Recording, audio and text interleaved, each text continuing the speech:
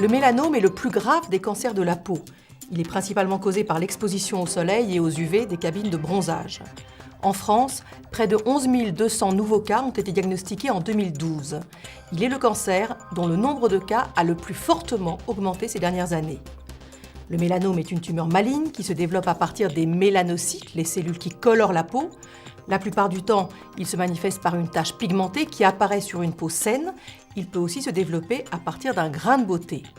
80% des patients en guérissent, mais s'il est diagnostiqué à un stade avancé avec métastase, il reste une maladie grave, potentiellement mortelle. Le professeur Céleste Lébé fait le point pour nous sur les traitements disponibles, leurs limites d'action et les pistes de recherche les plus prometteuses.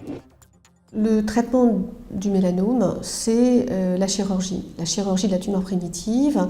Et chez certains patients, on pourra discuter un traitement complémentaire avec l'interféron qui vise à stimuler les défenses immunitaires du patient. Pour les patients qui auront développé des métastases, plusieurs métastases à distance, eh bien dans ce cas-là, la chirurgie n'est plus de règle. Jusqu'à peu de temps, on disposait uniquement de la chimiothérapie pour traiter ces patients, qui était efficace chez environ 10% de nos patients. Et heureusement, notre arsenal thérapeutique s'est enrichi depuis 2010 avec l'apparition de thérapies ciblées et de nouvelles immunothérapies très efficaces.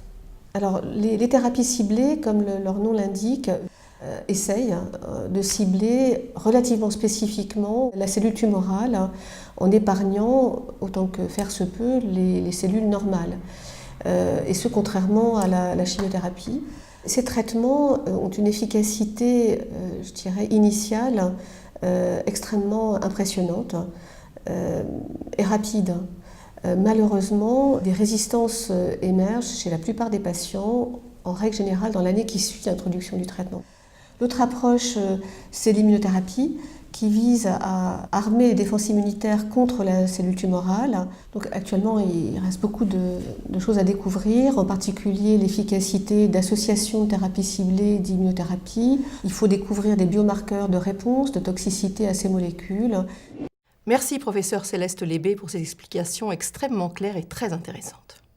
La Fondation pour la recherche médicale est engagée dans tous les domaines de la recherche: cancer, maladies cardiovasculaires, maladies neurologiques, maladies infectieuses, maladies rares. Si comme moi, vous souhaitez soutenir la